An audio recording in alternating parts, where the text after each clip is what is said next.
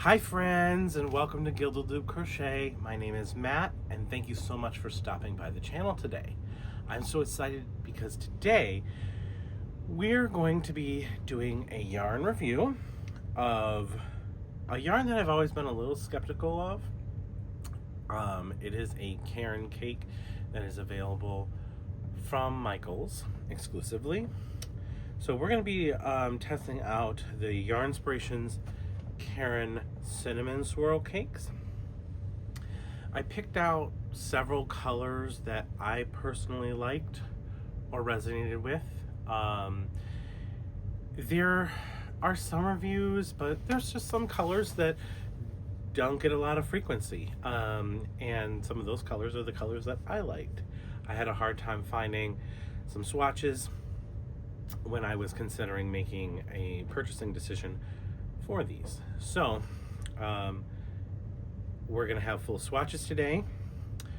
We're gonna do my full yarn review. So if you're new to my channel, I like to go in depth on my yarn reviews. So I will pick out the yarn, I will crochet up some swatches, and we will do the wash and dry test. I think it's important to be able to see what these things look like. And that's half the struggle. You know, you look for a yarn cake or a skein, but you just don't know what it looks like all crocheted up, you know, and sometimes things look really, really different crocheted up than they do in the ball or the skein on the shelf or online, since we don't have a whole lot of shelves to look at these days. So without further ado, I'm going to go over to my close-up table so we can see what some of these swatches and patterns do look like all crocheted up. So if you are into these types of reviews, make sure to subscribe to my channel so you can get more of this. So again, first, before we go over and do the close-ups, let's go over some of the stats. So this ball that I have in my hand is called Oyster. I would dare to say it's one of their most popular colors in the cinnamon swirl cakes. I see a lot of people, I'm on all like the Facebook groups and stuff, and I see a lot of people using this color, but I liked it too. It's very popular because it's beautiful. It's got a lot of really luscious neutral tones, which is my jive. But I do have some color for you, for my colored, my colorful friends today. So, this is made by Yarnspirations, is the parent company of Caron. It is called Cinnamon Swirl Cakes. We are looking at a 4 medium weight. It recommends a 5mm crochet hook or a US H8, and 5mm knitting needles if you knit. It is machine washable and dryable, and we'll see how true that is. It does not say any special things. You know, sometimes they say tumble dry low, cold wash, and it just says machine washable and dryable. It doesn't really give any further instructions beyond that. So when something says machine washable and dryable, what do? I throw it in with the rest of the laundry. I'm gonna wash it on a warm setting, and I'm gonna dry it with other clothes on like a warm setting. So not delicates, not super hot. That's how I like to do it when it says just that. It is 100% acrylic. It is an 8-ounce ball or cake, which is 227 grams. It has 407 yards or 372 meters. So it's got a nice amount of yardage. It is made in Turkey. And yeah, so it's, I don't see, it does say no wool. It has like a little symbol that says no wool in it. So if you have a wool allergy, this is safe. And Spin Right, who's the parent company of Yarnspirations, is based out of Ontario, Canada. So without further ado, let's go ahead and take a closer look at not just this, but the 5 other colorways I have. All right, so here we are over for some close-ups and to see some of our swatches. So the first one, we'll just start out with one I was showing earlier. So this is Oyster. So again, just to show a little bit of a closer up. You have a lot of really beautiful neutral colors in here. You have like a tanny color, a cream. This is like a slight steel blue. This turns up like a lighter gray and a darker gray. And then you have this like, how would I describe this? This is like, I guess like a coppery color. It turns out very nice. Now, this swatch,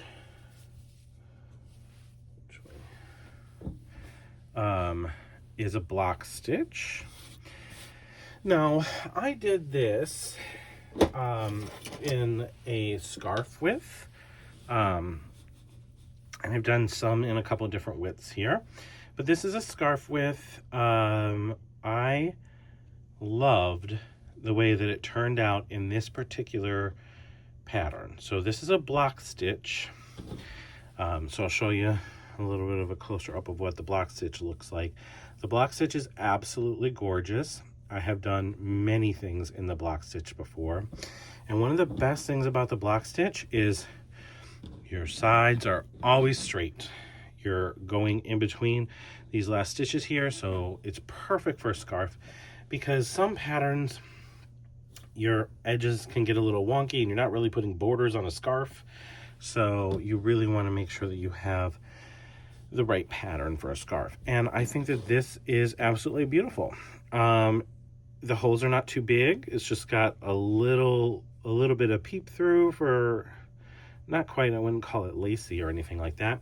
But what you're going to see in some of the other patterns is that you're going to see where the color change was in mid-row, but you don't really notice that in this, because if you've ever worked a block stitch before, it is a 2-row repeat. So you're making these clusters and then you're doing a single row in between, which is how these clusters attach, see, into that single row that you're making in between. So what you don't notice here is, look, see, this is where the color changed. I was in that single row in between, the color changed here, but it's not super noticeable because it's kind of wedged in between these two blocks here. So what your end result is I think I chained 36 with this, and this is, let's see here, this is 9 inches wide. So a scarf should be anywhere between 7 and 9 inches wide. So this is kind of perfect. And what your end result is you have essentially 2 rows, and it keeps it very even with these 2 rows. Now, where I first started, you can kind of see how it did, you know, you can see the color changes a little bit here and a little bit here, a little bit in the beginning. Now you can control that and cut your yarn and tie off and all that fun jazz, but as soon as I started going, that kind of disappeared. And almost every row now has been 2 consecutive, like it almost looks like it's color controlled. It's just turned out just right. So if you're looking for a pattern for a scarf or a blanket or whatever you're making, and you really don't want to be able to see the color change transitions in each row, this is a really nice pattern to go with. Again, this is called the block stitch. So that was Oyster. Now let's go into this guy here. So this color is also another neutral color, and this is called Chocolate Swirl. So when I was first looking at this, Chocolate Swirl was one of the ones that I hadn't seen in the store, but it really piqued my interest, and I just thought it was beautiful and that I loved a lot of these neutral colors. Again, I was kind of thinking along the lines of a scarf for this, or even a blanket, really. So that Oyster one, you'll notice, didn't have a marbled section because Oyster's been around for a little while, but all the ones that have come out recently have one colorway that's more marbled. And you'll notice that in every other one that we did today, aside from Oyster. Oyster is one of the OG colors. It's been around for a while. And like I said, it's very popular. So, but I do love this marbled. So you have a white, a cream, a taupe, and this brown marbled in here. Again, this is Chocolate Swirl. Let that zoom up. Chocolate Swirl, color 33051. Okay, all the same stats as what we went over earlier, and this is Chocolate Swirl. You can see the beautiful colors. You are going to be able to, like I said, almost every other pattern that I'm going to show you, you're going to be able to see where the color changes in the row. When you're done it up in a full scarf, it's not super noticeable. Like you can see a little here and here. You can control this. Now, what that would mean, and I didn't control anything that I did today, so, but you can certainly control it. And that would just mean that if you saw this, you would rip this out and cut off your white there and start your taupe there. So you had real consistent, but that could get tiring. But anyway, this is, what stitch pattern is this? This is the, I think it's called a twin V pattern. You're basically stacking these twin double crochets right on top of each other, creating this cluster, and it just creates this really nice, delicate, just ever so noticeable like lace peepholes. I found it in one of my pattern books, and I said, I haven't done that one before, let me just give that a shot. And I really liked it. So again, with this, you can see basically you're doing double crochets and you're leaving 2 spaces in between here. So double crochet 2 in one stitch, double crochet 2 in the next stitch, skipping 2 and repeating that, and the pattern just results in these clusters of 4 kind of stacking on top of each other and creating these nice little peepholes. So we have our white, our taupe. This one went back to white. And then we had kind of this creamy, light tannish color. And we have this marbled look. So let's zoom up on the marbled a little bit. I will say when I was doing my stitches with the marbled, it is a little bit harder to, kind of see because of that marbled texture. I mean, hard, you just got to really double check on where you're putting your hook. You can also see here, it's got a nice little sheen to it. It's not crazy, but it's just got enough. And the one thing that I will say is feeling the ball. Yes, does it feel soft enough when you're in the store or ordering this when you first get it? Sure, it feels soft enough, but I was pleasantly surprised in the end. I mean, it's not butter soft or anything, but it's along the lines of like Premier Basics. It's not in the family of Red Heart Super Saver. It's definitely softer than Caron 1 pound. So it's kind of like a medium softness, but it's nice. It's comfortable. It's, you would feel comfortable having this against your skin. This one, I think I ended up going a little bit wider. This is 10 inches. So probably a little bit wider than I would want for a scarf, but still doable. It would just be a little bit of a wider scarf if I did end up completing this. But anyway, so this is the Twin V's stitch in Chocolate Swirl. All right, next, this was like what started it all for me. This was a newer color that they had recently just came out with, and this color is called Cookie Cream Swirl. And anyone who knows me knows I love neutral colors. I love the grays and all that. So on this one we have, I would call this a medium, a light gray, a white. This is supposed to be like a super light gray, but almost has like a steely gray. Like there's just a hint of a blue undertone, but not quite. You know, you see that in some gray colors sometimes. Then we have this marbled black,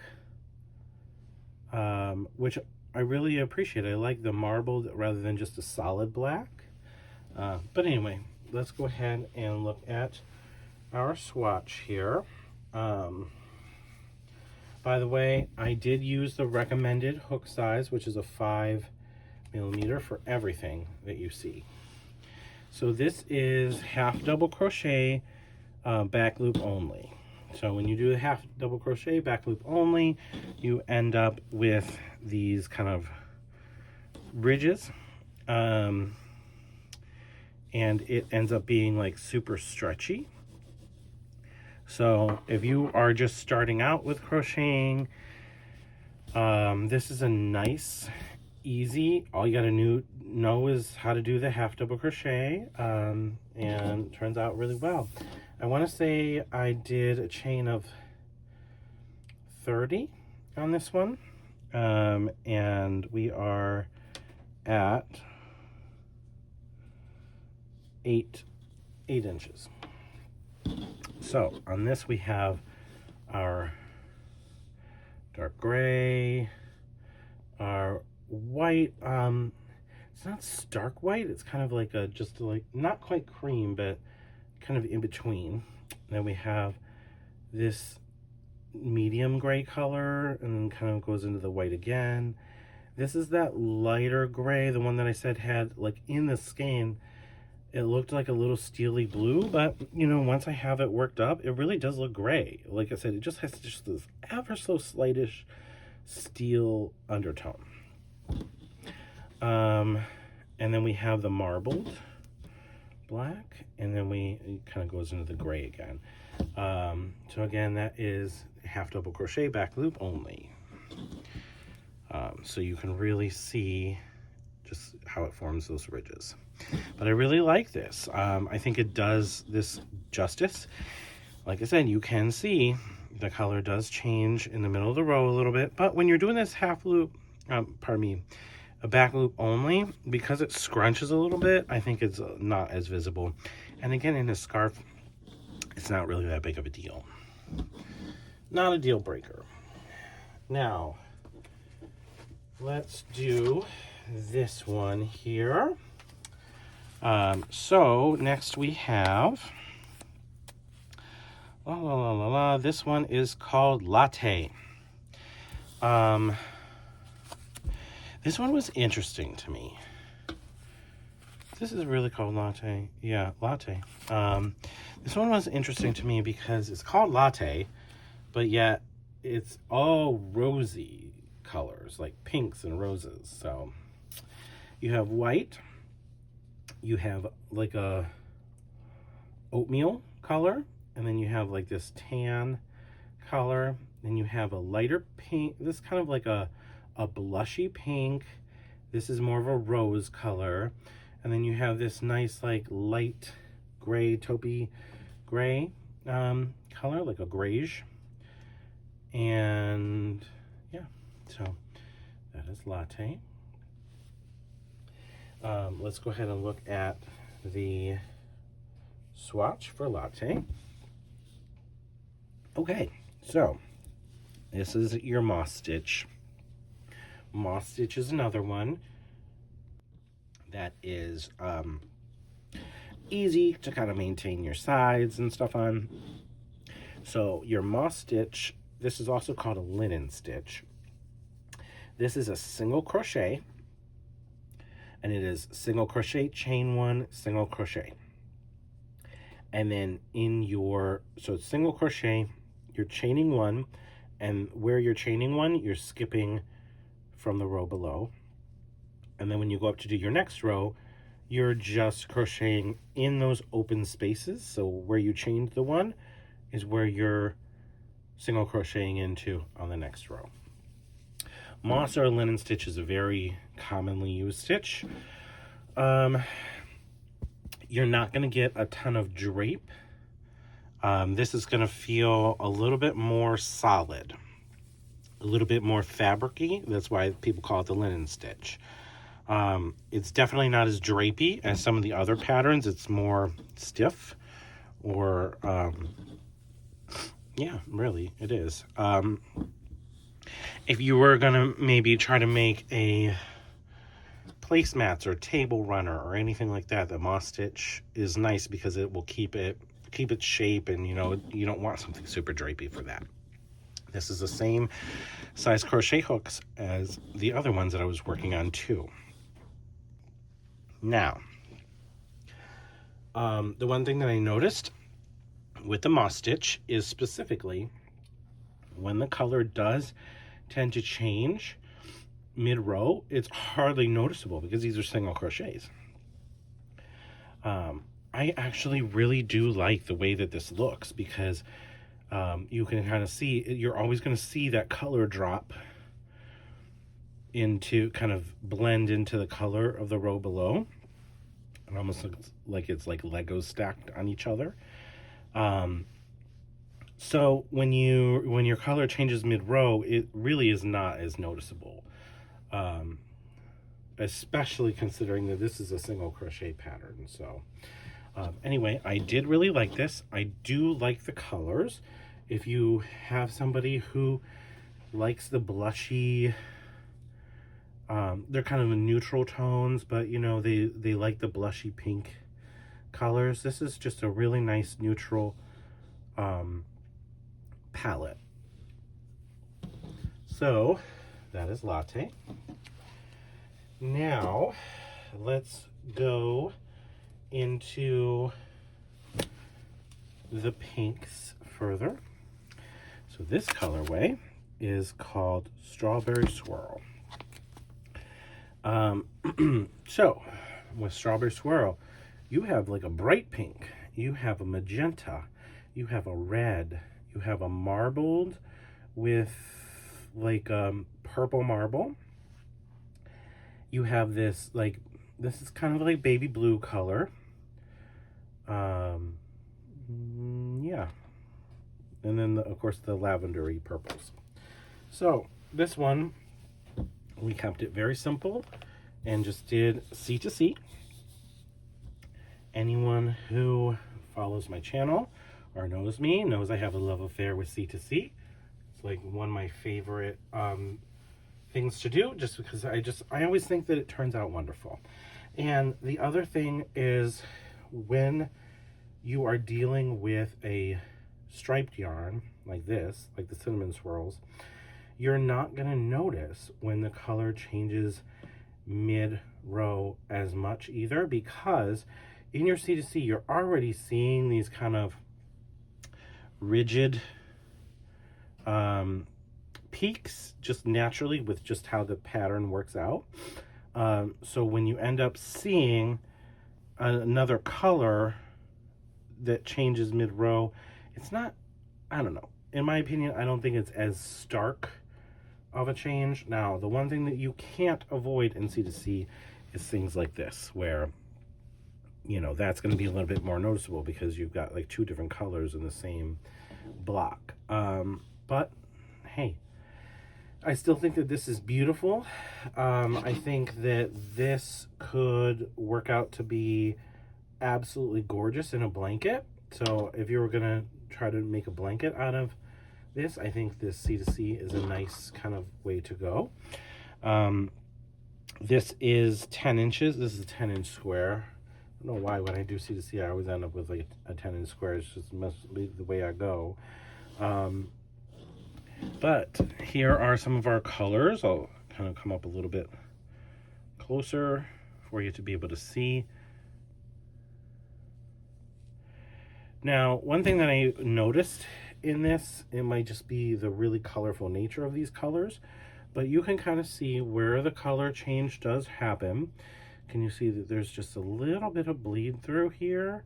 I didn't notice this on all, but there was a little bit of bleed through here. You can kind of see maybe just a slight bit of bleed through there. I didn't notice it really here. I don't notice it in every colorway, but it's like when you go from these really darks to the really lights, there's just ever so slight little bleed through. Not terribly noticeable, but just something to make note of in reviewing a yarn.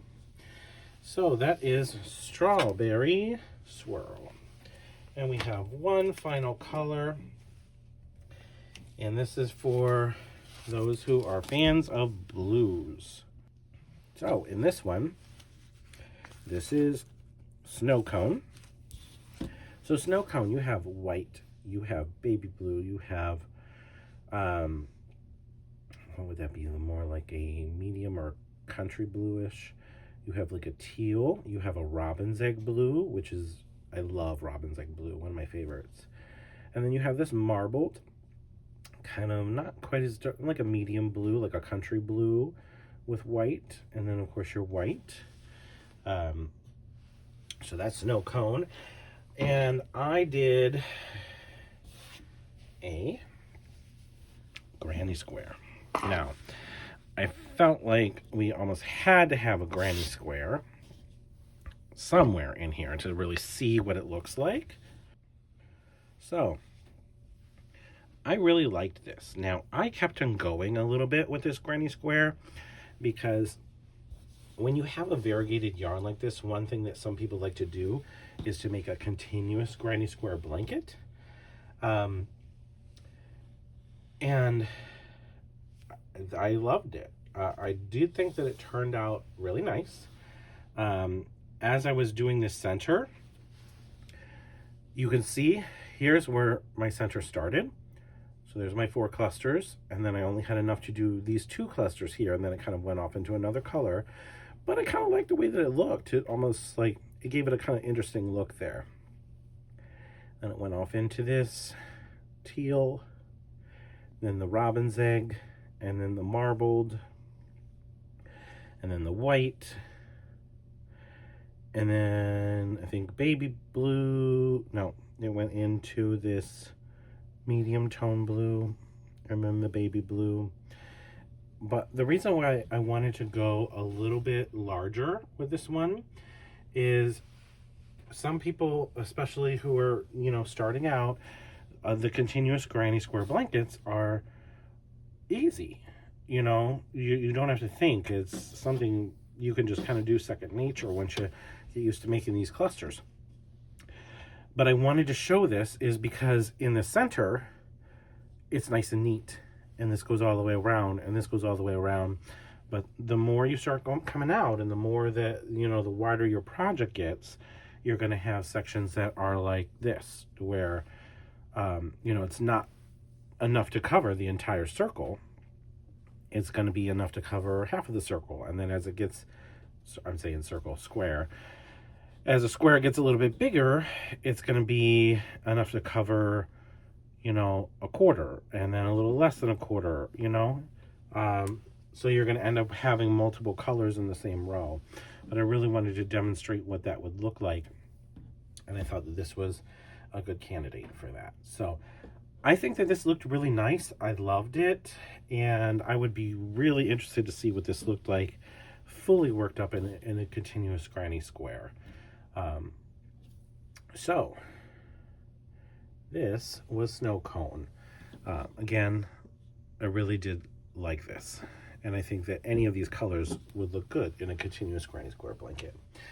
All right, well, we'll be back in just a minute for the wash and dry test. All right, so this is after our wash and dry test. So I washed this in with a regular set of clothes and dried it with a regular set of clothes as well. Now this is going to be a little bit different than a full like blanket or something made with it, because this is like a 10 by 10 panel essentially. But there are a couple good things and a couple things just to point out. It got tousled around a little bit, and the little ends that I tucked in right here, one came a little bit loose, so just need to tuck in my end a little bit better. And then this one over here, but usually if this was a blanket, I'd have a border all wrapping it, so it would be fine. It got extremely soft. Yeah, it really softened up quite considerably, and the drape after the wash is unparalleled to what I was experiencing before the wash, which wasn't bad before the wash, but it's got excellent drape after the wash. We did end up with a little bit of haloing, and that just means, see these little kind of fuzzies here? Those weren't here before. So after the wash, just got a little bit of fuzzy. I mean, it is an acrylic yarn. You're going to have a little bit of that. I don't see any pilling, and pilling is those little, I used to call them like little ballies. They're, you know, just like the little balls and stuff on your, on the fabric that you have over time. And what causes those balls to appear is when you get a lot of this fuzziness. Now, you also have to take into account, a lot of times, if you're just doing a wash and dry test, you're going to see the halos around the edges. That's unavoidable on an acrylic yarn. Once you wash it, there's going to be some haloing. What you're looking for is the haloing on the surface of your project. And although there's a little bit, it's not unmanageable. It's not unreasonable. I think it worked out just fine. Like I said, you're going to see a little bit around the edges. You see that on almost any acrylic yarn I've ever done a wash and dry test. You're going to see some, and I've seen some that are like, they almost look like Angora fur coming off the edge, and that's a bad wash and dry test. But this one's really not that bad. Slight little bit of haloing here and there, but besides that, I'm really happy with it. The other thing we always want to test is our measurements. So we had a 10-inch square before. We have exactly a 10-inch square now. So that's 10 and 10. So it did not shrink at all. So this was our wash and dry test on the strawberry fields of the Caron Simply Swirl cakes. All right, well, thank you so much for tuning in for this yarn review. Come back to the channel soon. We'll have more reviews coming soon. And if you haven't done so already, make sure that you subscribe and make sure to interact with the video. If you can, like, comment, subscribe, say hi to me. I'll say hi back. And you have a great day. I'll talk to y'all later. Bye now.